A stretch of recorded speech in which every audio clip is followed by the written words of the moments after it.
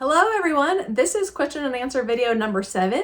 Can you believe I'm doing 7 videos? When someone suggested I do a Q&A, I kind of thought, I'm not really sure about that, if people will watch them or what I would say. And then I tried to listen to everyone's comments and requests. So I said, I'll try one and see what happens. And look at this, now I'm on number 7. This is super fun. Thank you so much for sending so many questions for me and being interested in how we do things and in trying to improve your own life, because I know that this is what these questions are for you to help yourself. So we'll just dive in now. Let's see. Hi Marcy, good video. I think this was after one of my last question and answers. I enjoy you talking about all y'all's ins and outs.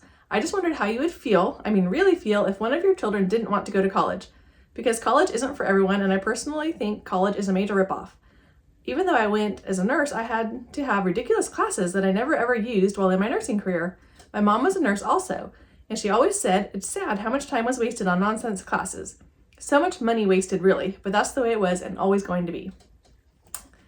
So I really am glad you asked this question, because I agree with you that college can be a major ripoff and there are a lot of wasted classes that you don't really need. I was just talking to Ava the other day when we were up visiting Thomas, and she was like dreading going to class because it was a class that she thought she liked the topic, but the class just seemed like such a waste of time. She didn't understand the teacher. She didn't understand the homework. She didn't learn anything from class. She always just had to go get tutored to get, the passing grade and everything. And it didn't have anything to do with her major or anything, just one of those general ed classes. So, and I remember that being there. I was like, I had some of those too, where it was just like, I don't remember a thing I learned now. And they were a pain to go to. So to answer your question, I do agree. College isn't for everyone, and that it could be a major ripoff, and there could be ridiculous classes that you'll never need for your career.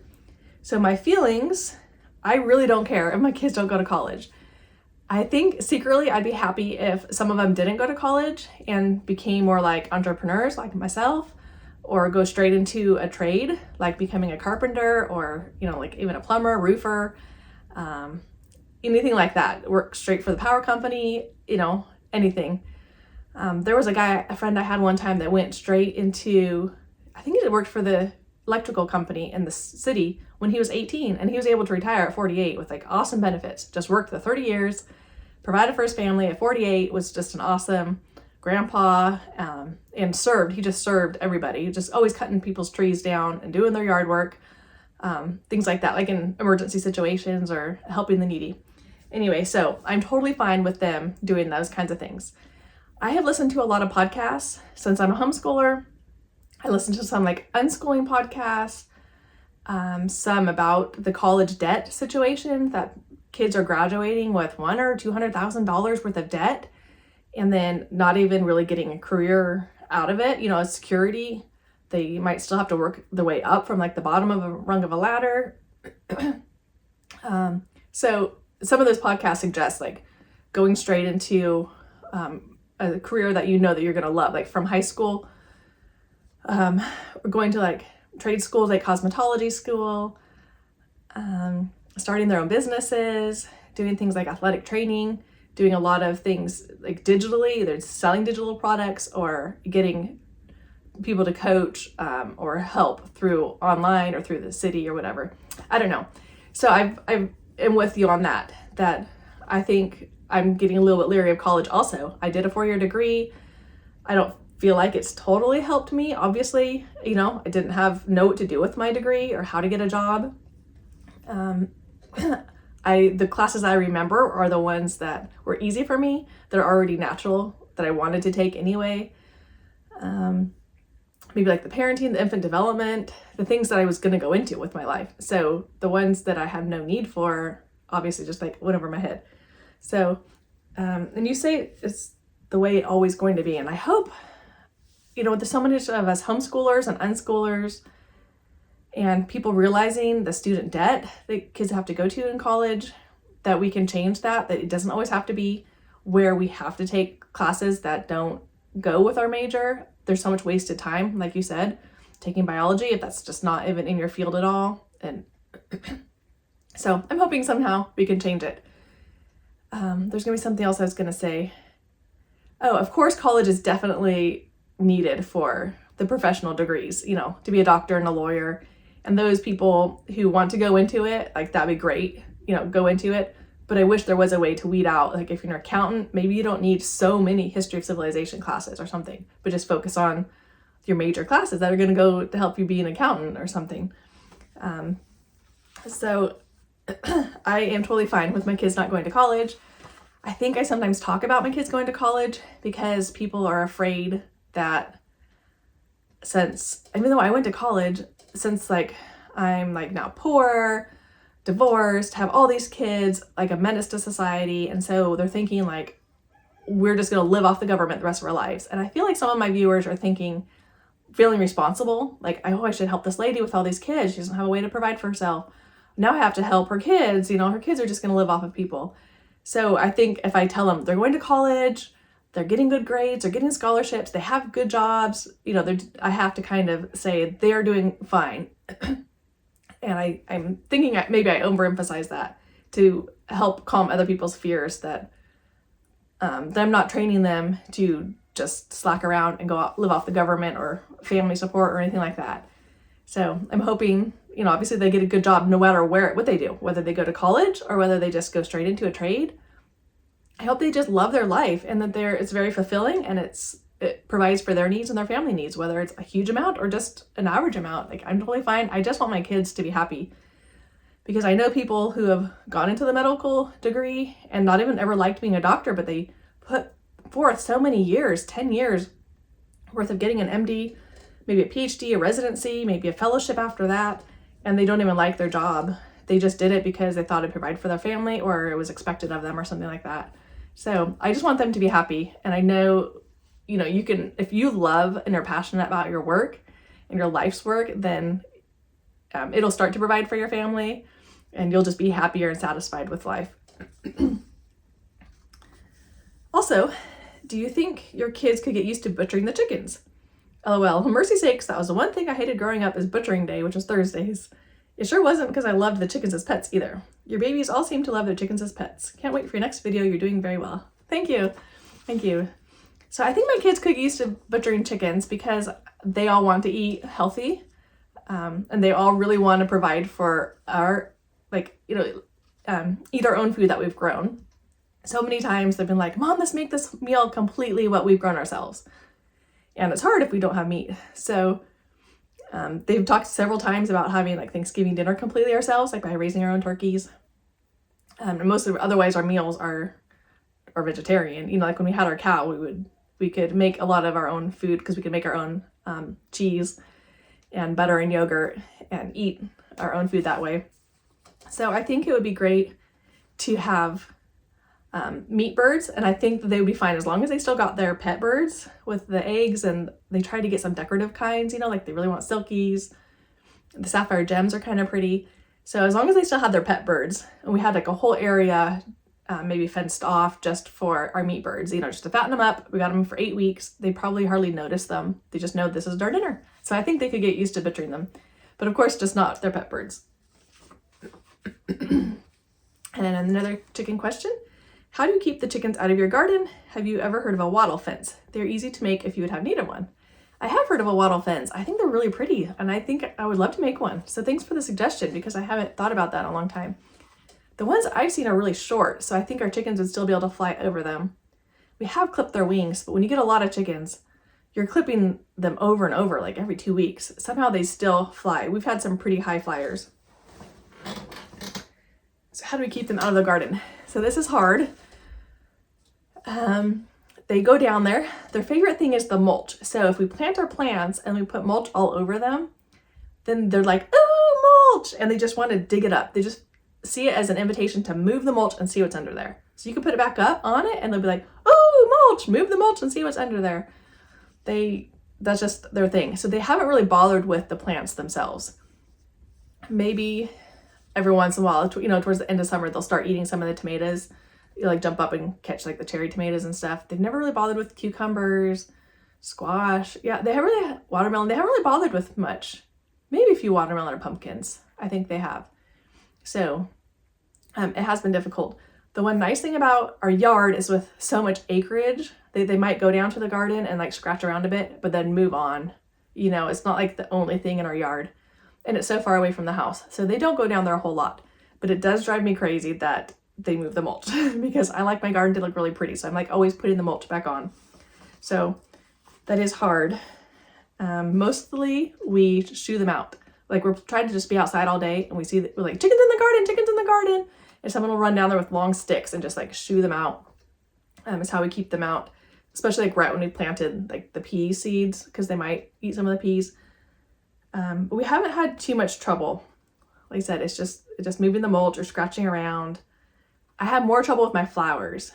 For some reason, if I plant flowers in a big pot, like on our front porch, they just love to get in that pot and scratch out. So I'm thinking of trying to put them in the fence for a little while, especially with the girls gone, so I'm not chasing them so much. To keep them, I want flowers this year because last year we hardly got any flowers. The chickens were just all over them. We had a lot of chickens last year. But the other years, we either kept the chickens out, or as the year but we didn't have chickens, our first summer, then we had really pretty flowers. And I think we need to have a lot of beauty in our life. I listened to a podcast that said to plant more flowers around your door, bring them in the house, just beauty will really, we're meant to want to see beautiful things. And so that made me feel like, okay, I need to put a little bit more beauty above the chickens, because I let the chickens just be all over my yard and all over our porch, and it's not looking so nice. So then I feel bad telling the kids we need to lock up the chickens. But I think we are going to try to strengthen the fence because they can always fly over, and lock them up a little bit this spring, so we can have some flowers. Alrighty, I'm going to say that one for next. Can you give us your schedule? Wake up time, devotion, breakfast, etc. Are you flexible or strict with your schedule? Okay, I didn't see this one until just now, so I haven't practiced this one at all or thought about it. Give us your schedule. So usually, right now, Caitlin is in seminary, which is a religious Bible study class in the mornings at 6:30. So I get up and take her to that. It's just Monday, Tuesday, Wednesday mornings. And so I will get up and take her to that, and I go walking. It's right by a golf course, and so I love to walk the golf course. You don't have to worry about stoplights or people, or paying attention to where you're going and not getting lost in the neighborhood. And if it's dark, then I have like a little headlight, so it's nice that it's like not on a street where you're afraid of getting hurt. Anyway, so I walk there. That's we usually get home about 8:15, probably about 8:15. We get home, and the other 4 kids should be already dressed and eating breakfast and clearing it, and then I just tell them to finish clearing, brush their teeth, and I usually I'll hop in the shower or get dressed, whatever I'm going to wear that day instead of my exercise clothes. And then we start school. So we usually start school by 8:30 to 11. We do about school. Our group subjects, and the main subjects, like the geography, which is this year. Every year is going to be different though. Geography and our read aloud book, maybe our art or music that goes with our geography lessons, and they'll do their math and their language arts. So we try to get that all in, just boom, boom, boom. And someone did ask me about time-saving management, which I might do in a whole separate video. But I think that's my biggest secret, is just going, and watching the clock. Spelling really only needs to take us 5 or 10 minutes. You just write your sentences, use the words in sentences, write them 5 times each, write them with prefixes and suffixes. Anyway, it doesn't take very long. So we just try to go from subject to subject and finish by lunchtime. I used to go till 2 o'clock before I was working, but now I'm working, so I've kind of cut down homeschooling. But I've realized if we leave one subject for after lunch, that one subject will take us 1 or 2 hours, because it's kind of fun and we're just not motivated to finish. And it's fine. Sometimes when that happens, I love homeschooling, but I do need a chunk of time in the afternoon to work. That's just the facts right now, that I need to be earning money. So I really try to tell them, if we do our school from 10:30 to 11, that last subject, but if we don't get it in before lunch, which we eat at 11, it ends up being 12 to 2. We end up dragging it on. So anyway, we finish at 11, around there. We eat lunch 11 to 12, fix it, eat it, clean it all up. Around 12, I might help with a few extra things going on, maybe Caitlin needs to mail some orders. We might make sure we've folded all the laundry, because I usually have done laundry in the morning every few days. So I'll put it on the couch and we'll fold it. Just tidy up a few things like that, just random stuff. I don't know. sometimes I have to call for a dentist appointment and talk to the kids about stuff, whatever, those kinds of household management things. And then I try to work for a few hours. Our schedule's always changing, so it's hard. But when we were just in Aladdin since New Year's until, when did we do it? We just performed it in March, the beginning of March. So January, February, so those two months, I really tried to work really hard from like 1 to 3:30, and then we had to go to rehearsal, started at 4, and so didn't they started at 4, so maybe I stopped to work by 3. Wow. And then we tried to eat a dinner, so I usually try to put the dinner in the crock pot after lunch also. And then we went to rehearsal from 4 to 6, and I would do any odd jobs afterward and then come home.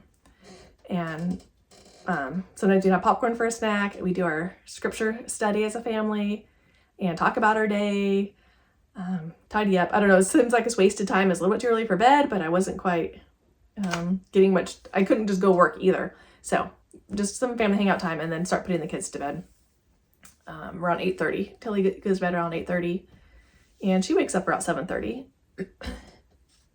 When we're not in a play, and sometimes plays didn't start till 6, and so then you have like a bigger afternoon.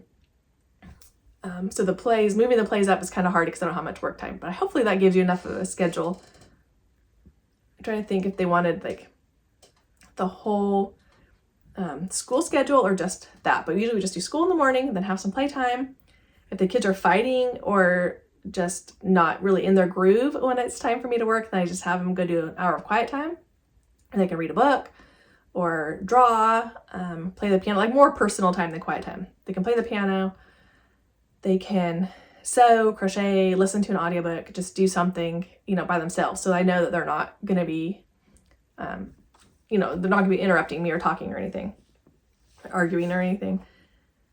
And if flexible or strict with their schedule, I'm pretty flexible. It's more of a routine. We just do school in the morning, play, and we go by the weather a lot. And so if it's like today is super windy, so we did focus on more of a house stuff. We cleaned out some closets during the afternoon, and we don't have play practice anymore because the play's over.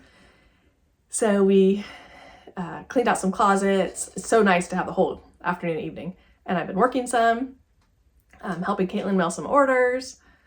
I played some with Tilly. She was playing cashier in store, so I played that with her. So we're a lot more flexible. I was saying about it's being windy today, but so tomorrow's going to be a really nice day. So we are going to go to town and do some odd jobs that we have in the morning when the weather's really nice, help someone with some landscaping, and we'll probably have to do school in the afternoon. And what else was I going to say? And then same with our yard. Sometimes we'll do school in the morning and work outside in our yard. And I won't, trying to not do as much work for my business and maybe try to squish it in when the kids are going to bed or something like that. So yeah, we're pretty flexible. I love to have a set routine and then be able to switch it all the time. But just knowing in my head what the plan is to do school and then a little bit of work and then play and dinner and bedtime, it just gives me a lot of peace of mind. But I'm very flexible and we switch it out all the time, especially if it's rainy, or it's nice weather. We're going to do those kinds of things. And we have a lot of odd jobs that we have to switch our schedule around for whenever the people are available or when the weather's nice or not too hot. When it gets too hot, we'll go do our odd jobs in the morning and can homeschool in the afternoon. Or in the winter, we'll homeschool in the morning and do odd jobs at 4 when it's the warmest, 3 or 4. Okay. I am 58 and love to read even middle grade books and classics. I would love a video about what the kids love to read. Favorite author series. These questions and answers videos are so fun. Thanks for saying that. So I went and asked all the kids what their favorite books are. So I am going to let you watch those clips now. Caitlin, what are your favorite chapter books? Right now my favorite chapter books, book series are Wings of Fire. They're about dragons, and I love dragons, and they're really good. And I love Harry Potter, and I love books by Jessica Day George, because I just love her books, like Dragon Slippers and Tuesdays at the Castle, And when I was younger, I loved Magic Tree House. Those were like my favorite. And I still like them too. Like sometimes I like to just like read one. And I learned a lot from them. Like when we're studying a big event or something, then I'm like, oh yeah, there's a Magic Tree House about that. So that was my favorite when I was younger. And they're really good. Yeah, it's super helpful to have you guys already read those when we start talking about an event that happened in a certain state. Like, oh, we've heard about that. Yeah, like also I Survived too. Those are really good. Yeah, and they're only take an hour to read. Yeah. So they're pretty fast. Sounds good. Anything else? There's like a lot of books I like, but those are my favorites. Yeah, you read all the time, and she listens to audiobooks all the time while she crochets. I also like books by Aaron Hunter, like Warriors and Brave Lands and Bamboo Kingdom. I like how they're about animals, and a lot of things are like realistic, like about the animals and stuff, like from the animals' point of view. Cool. So, I've never read any of those books. Probably like any of the books she's talked about except Magic Tree House. And I Survived. I read some of those, but I haven't read any of like either science fiction or the animal ones.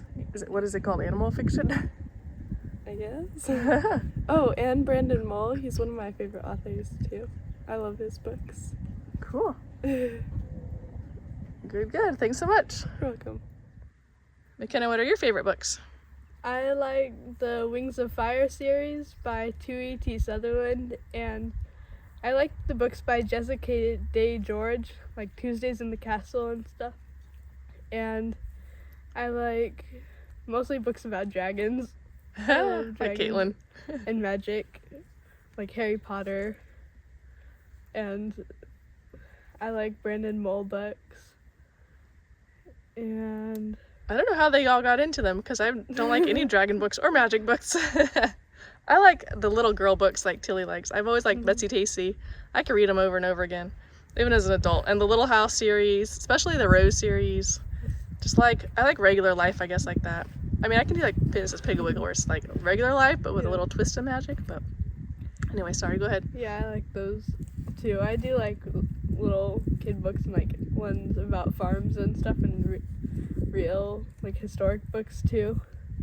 They're fun. I like hearing how people lived in the old days. Yeah, I love historical fiction. It's probably my favorite genre. Yes. All right, thanks so much. Samuel, what are your favorite books? Wings of Fire. I Survived. 5 Kingdoms. And I like Wayside School, Miss Pigglewiggle, I guess. Great. Anything else? I guess the Christmas Pig. Sounds good. Thanks. Welcome. Andy, what are your favorite chapter books? Wings of Fire. I Survived, Wayside School. Oh, yeah, you've been reading the Wayside School books series, huh? Anything else? I thought of something before. But now you forgot. Miss Pigglewiggle. Every time I'm sick, I listen to Miss Pigglewiggle's magic. Those ones are fun. I have a book study about those if y'all want any fun activities to do with them.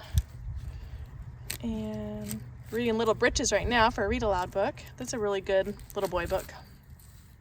And he's read like some Carolyn Haywood books about like Eddie's pay dirt and Betsy and Billy. Yeah. A few that have the boys in them. And a fire engine, Eddie's fire engine or something.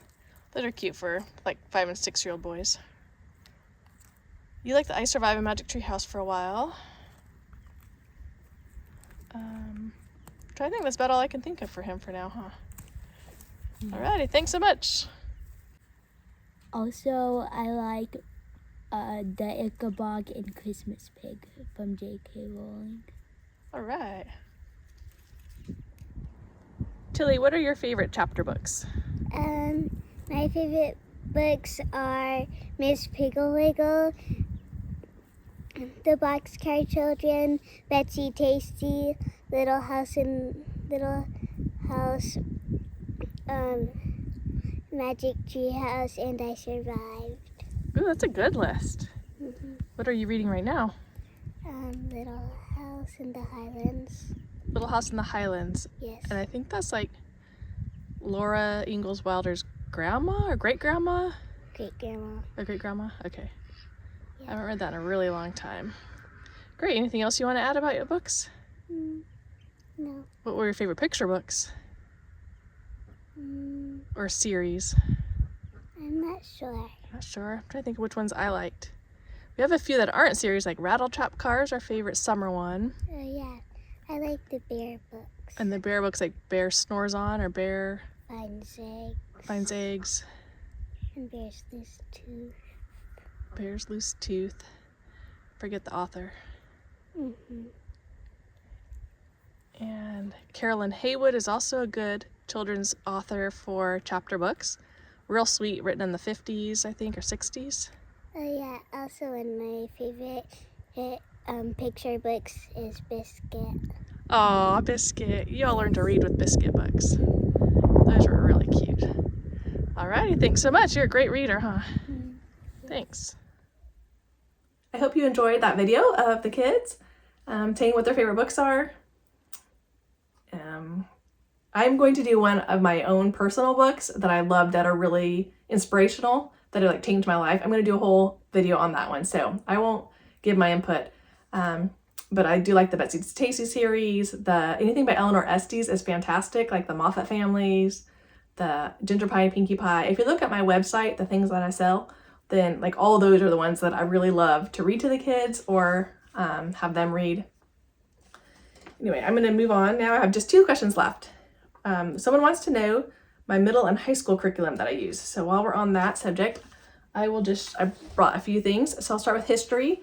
History, we have always had, and if you don't care about this, just skip ahead a few minutes and get to the very last question, which is about our adult children. So history we all do together, except there's only one year that Kylie Madeline didn't do it with us. I think I must not have done history that year. I must have done like a whole bunch of like science or first aid or foreign language, something else big that I didn't have the energy to do history. So they did this United States history book. I think it's Bob Jones Press, which I've never done before. This is the only year, and I got it for them. And they did it together. They were a year apart in birth and in grade, but they always did school together up until Kylie went to, I let her graduate and go to college, and I just let Madeline do another extra whole year. But anyway, they always did school together. So they did this book together, and it was really good. And they were able to take a AP US history test at the high school and get credit for it for college. So that's all they've ever done for history besides what I write and we do as a whole group with everybody. So that's pretty fun. For language arts, let's see what I brought here. They have mostly done learning language arts through literature. There's an American one, and I believe there was a British one. So I like I think there's only 2 for high school years. So, and these ones you don't write in, but they have these for all the other grades, starting like in pre-K, and I've really liked them, but they're kind of monotonous, so we don't do them year after year. We just do them like every 3 or 4 years, and they're fairly cheap. They're only like $20 or $30.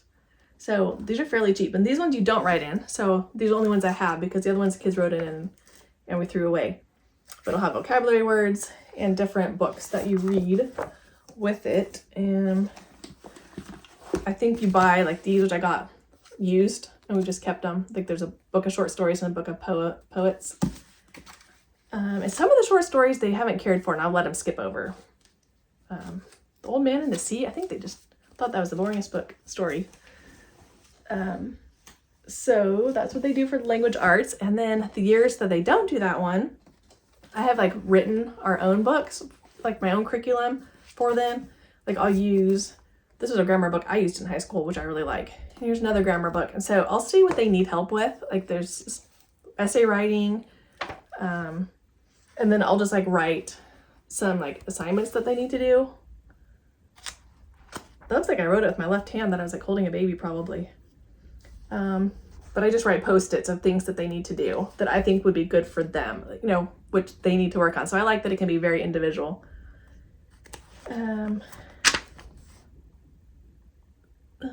Anyway, so I just write Post-its of things that but anyway, you can just get these kinds of grammar books. I'll go a little faster.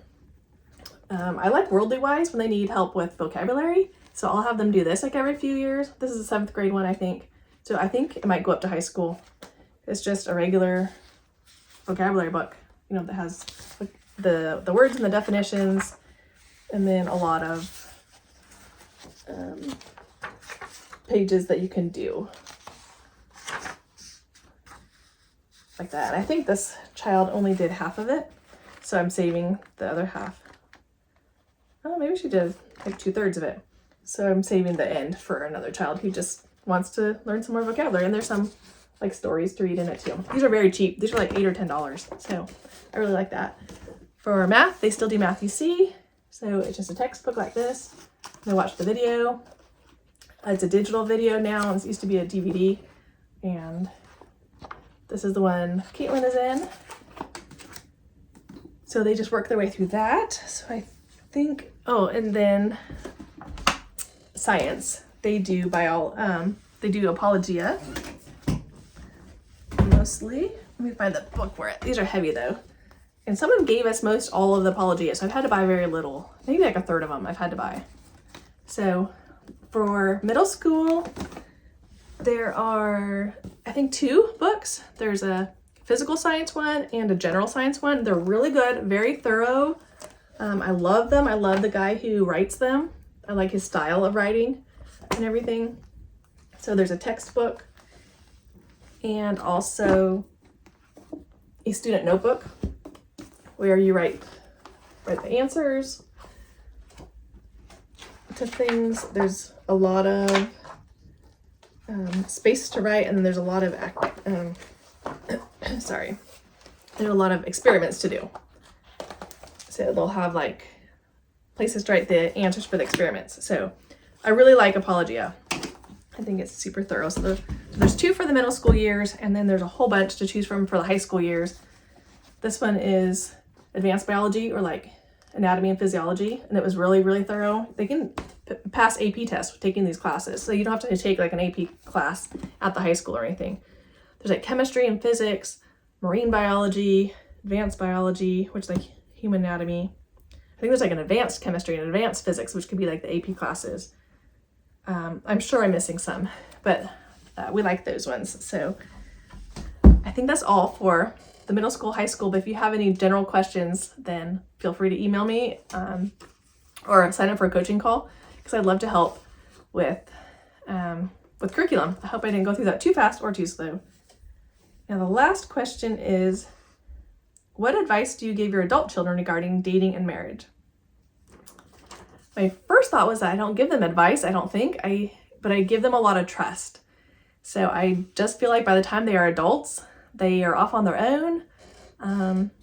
They are gonna make great choices. I really believe in them, that they will pray about anything that they need help with, that they pray about these big decisions, that they will choose good people to date and choose good people to marry. So they haven't really come to me with much questions. I kind of wait at that age for them to come to me. Like they'll call me with help on their taxes or credit cards or other things. Is this a spam email? Those kinds of things. And so I love it when they come to me for advice and recipes and stuff. But they haven't really come to me with dating and marriage advice as an adult. And this says, how do you help your adult children? But I do give advice as the kids are growing up. I think it's just kind of general when you're talking about life, then I might mention, point out a cute couple and how they get along well, or what do you want in a spouse? Like we're just always kind of talking about it like that, and how to treat a spouse. We're always talking about their future, like good table manners. Like your wife isn't gonna like it if you're slurping your soup like that, or those kinds of things. And I've just always taught them, not really like stranger awareness, but people that don't make you feel good about yourself. The people might feel creepy, like to listen to your own feelings when you're around other people. That's kind of, like up before the dating age. We just still talk about people in general, people who have good habits, people you'll want to marry, people who make you laugh, and who have good hobbies and interests. And then when they are dating and they still live at home, then I might give the most dating advice, but it's a lot of sometimes at safety. Like if you're out and you have not having any fun, no matter what, I tell my kids, you can blame it on your mom. You can just say, my mom said I have to be home now. Or my mom I said, even if it has to be a lie, and because they're too afraid to say, I'm not having a good time, I want to go home. I don't care. Just say, my mom called, wants me to come home now. And I was like, I'll be happy to come pick you up, or you just drive away, if you have a car. So I've always told them those kinds of things. Don't be with anybody who makes you feel uncomfortable. To listen to, I feel like everyone has their own intuition, and the Spirit of Christ to tell us when we're in a dangerous situation, when we need to leave. So I definitely tell them those kinds of things. And I love to just ask them about it. Like, how was your date? How was hanging out with your friends? What do you like about this person? Is she really nice? What kind of hobbies does she have? I really try to ask see how well they know this other person, or if they're just like talking about themselves all the time when they're on dates and stuff. So like, oh, what is her favorite food? Where did she grow up? What does her dad do? Those kinds of things. And sometimes they're like, oh, I didn't really ask anything. I don't really know this person. And it encourages them to realize that themselves. Like, oh, I need to get to know this person a little bit better. And so I think that's about all I do. I wait for them to come to me with questions now that they're out of the house and adults. But the ones that I feel might need my help, I might just start asking them questions like that. For Spencer, he's the only one that's been like dating seriously and engaged. Kylie has a whole bunch of dates. And the other kids are just here and there. So I might just ask them like, how was your last date? What did you like about him? Where's he from? And they'll just say, oh, I like this and this, but I really don't like that. So it's not going to go anywhere. So I just like to be really open so that they want to come talk to me about the guys that they're dating. With Spencer, he was very, very well aware, that we got divorced, and he doesn't want to repeat that. So I think kids are extra cautious of like not getting themselves in a situation or with somebody that they might want to divorce, that they might not want to be with forever. So I don't really worry about my kids making a wrong choice at all. I'm trying to think what I was going to say about Spencer. What I asked him but I'm sure I just asked questions, the same sort of thing, like what he liked about her. All these just, the wonderful things. And you can just hear it and see it in his face, how much he just loves Naomi and how much he's going to take care of her. How much they've prayed about it together and know that they're supposed to get married, and that it's okay that they get married. And so I haven't been worried about them. And I'm also know that we don't make mistakes, I feel like, and I don't feel like my marriage was a mistake at all. So sometimes I feel like my viewers are just like, I don't want your kids to make a mistake like you did. And I don't feel like my marriage was a mistake. I mean, yes, I married young and didn't know him well enough, and I kind of grieved that I didn't get a husband that I was just super in love with and could spend the rest of my life with. But I have 10 wonderful children. I have a wonderful life. Like, I've always loved my life. So if that happens to my children, if they do divorce, they've learned something from it. Like, it's all good experience. They've all, it was, sometimes you can't prevent it either, because, I tried really, really hard to save our marriage, but, if one spouse won't and doesn't want to work on it anymore, and still is damaging the family, then, divorce was the only option. But I trust them. I know that they're going to make good choices and that they will live the life that they're supposed to live. And as long as they keep following God's plan for them, I totally trust that they are getting the answers that they need to. So I think that's all for this video. And sorry again if I always talk too long, but thanks for your wonderful questions. Keep them coming, and I have quite a few more video ideas coming up in the next few weeks. So thanks for watching. Bye-bye.